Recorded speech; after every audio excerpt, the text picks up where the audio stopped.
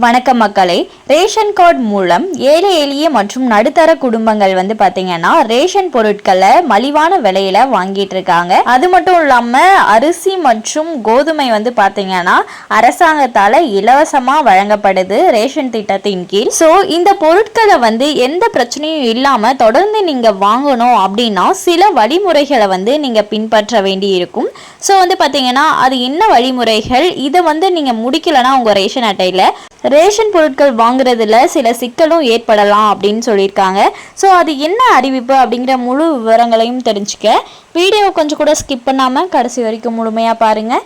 இதுதான் முதன்முறையாக நம்ம வீடியோ பார்க்குறீங்கன்னா மறக்காமல் நம்ம சேனலை சப்ஸ்கிரைப் பண்ணிவிட்டு அந்த லைக் பட்டனை தட்டி விட்டுருங்க. வாங்க வீடியோக்குள்ளே போகலாம். இந்திய அரசால் வழங்கப்படும் பொது விநியோக திட்டத்தின் மூலம் ரேஷன் அட்டைதாரர்கள் அரிசி, கோதுமை, குதிரைவாலி, சர்க்கரை, கடலை பருப்பு உள்ளிட்ட அத்தியாவசிய உணவுப் பொருட்களை பெறுகின்றனர். இந்த சேவையை பெறுவதற்கான சில முக்கிய நிபந்தனைகள் உள்ளன. அந்த நிபந்தனைகளை பூர்த்தி செய்ய தவறினால் ரேஷன் அட்டை ரத்து செய்யப்படலாம் அல்லது ரேஷன் பொருட்கள் பெறும் சேவை தடை செய்யப்படலாம். இந்த நிபந்தனைகளை பூர்த்தி செய்யாமல் இருப்பது குறைந்த வருவாய் கொண்ட குடும்பங்களை கடுமையாக பாதிக்கக்கூடும். இதை தவிர்க்க மத்திய அரசு தற்போது EKYC முறையை கட்டாயமாக்கியுள்ளது. EKYC என்பது உங்கள் ஆதார் மற்றும் ரேஷன் அட்டை விவரங்களை சரிபார்க்கும் முறை.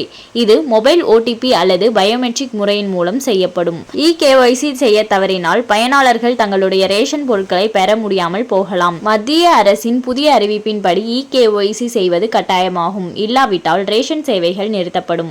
அதாவது EKYC செய்யாத ரேஷன் அட்டைகள் செல்லாது என அறிவிக்கப்பட்டுள்ளது. எனவே அனைத்து ரேஷன் அட்டைதாரர்களும் இந்த பணியை உடனடியாக செய்ய வேண்டும். EKYC செய்வதற்கு இரு முக்கியமான முறைகள் உள்ளன. மொபைல் வழியாக EKYC செய்வது முதலில் மத்திய அரசின் மேரா ரேஷன் 2.0 செயலியை உங்கள் மொபைலில் நிறுவிக்கொள்ள வேண்டும். உங்கள் ஆதார் எண்ணுடன் தொடர்புடைய மொபைல் எண்ணில் OTP பெறப்படும்.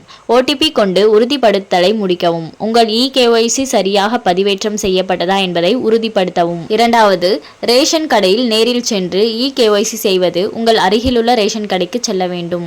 அங்கே உள்ள பயோமெட்ரிக் கருவியின் மூலம் உங்கள் ஆதார் அடையாளத்தை உறுதிப்படுத்த வேண்டும். உங்கள் தகவல்களை சரியாக பதிவு செய்துள்ளீர்களா என்பதை உறுதிப்படுத்திக் கொள்ள வேண்டும். ரேஷன் சேவைகளை தடையின்றி பெற முடியும். EKYC செய்யாத பயனாளர்களுக்கு ரேஷன் பொருட்கள் வழங்கப்படாது. ஆதார் சரிபார்ப்பு மூலம் அரசு வழங்கும் பொருட்கள் உண்மையான பயனாளர்களை அடைய உறுதிப்படுத்தப்படுகிறது. பல இடங்களில் போலி ரேஷன் அட்டைகள் பயன்பாட்டில் உள்ளன. EKYC முறையின் மூலம் ஒரே நபருக்கு பல ரேஷன் அட்டைகள் இருப்பதை தடுக்க முடியும். அரசாங்கத்தின் நிதி ஒழுங்குமுறை பராமரிக்கப்படும். உண்மையான பயனாளர்களுக்கு மட்டுமே அரசு வழங்கும் பொருட்கள் செல்வதை உறுதி செய்ய EKYC முக்கியமாகும். EKYC செய்ய தவறினால் ரேஷன் அட்டை ரத்து செய்யப்படலாம். அரசு வழங்கும் இலவச உணவுப் பொருட்கள் பெற முடியாது. சமூக பாதுகாப்பு திட்டங்களிலிருந்து விலக்கு செய்யப்படலாம். எனவே இந்த அறிவிப்பை முக்கியமாக கவனித்து குடும்பத்தினர் அனைவரும் EKYC முறையை உடனடியாக செய்து கொள்ள வேண்டும்.